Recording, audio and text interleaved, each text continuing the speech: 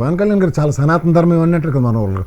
అంటే 180,000 కేజీలు గోమాంసం దొరికితే సనాతన ధర్మం ఏ గుళ్ళు కడుగుతుంది ఇప్పుడు? ఏం స్పందించరా? ఆడపిల్లలు ఏమన్నా అంటే మరి సినిమా డైలాగులు చెప్పావు కదా, ఏది ఇక్కడ మీ ఎమ్మెల్యే పిఏ తోలు తీసే వెళ్ళి ఫస్ట్ తోలు తీసి మాట్లాడు మా అందరికి, తర్వాత తీద్దు కానీ వైఎస్ఆర్సీపీ వాళ్ళకి సోషల్ మీడియా వాళ్ళకి అందరికీ కనబడిన పనికిమాలిన వాళ్ళకి ఫస్ట్ 4 తోలు తీస్తే మీరు సత్యనారాయణ గారిని తీసుకెళ్ళండి డెప్యుటేషన్ మీద, అప్పుడు మాడదాం.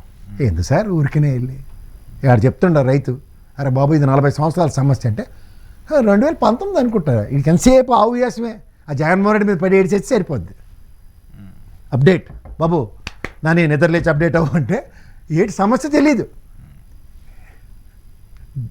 దృష్టి అట దిష్టి కూడా కాదు, దృష్టికి కూడా నరఘోష, నరుల యొక్క దృష్టికి రాళ్లే కరుగుతాయి. ఇలాంటివి సెంటెన్స్లు లేవు, ఇవన్నీ కలిపి పెపే పదంగా దృష్టి, నరదృష్టి. చెట్లు కట్ట మొండెలిపోయాయట. దేనికి పోయారా బాబు? అకాల వర్షాలకి, తుఫాన్లకి, ఎదురుగాళ్ళకి తుఫాన్ హెచ్చరికలు ఉన్నాయి.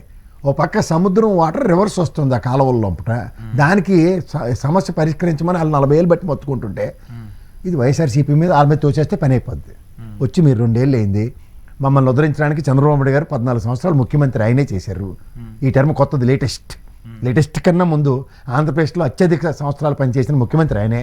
40 ఏళ్ళలో ఆయన 14 సంవత్సరాల రోల్ ఉంటుంది.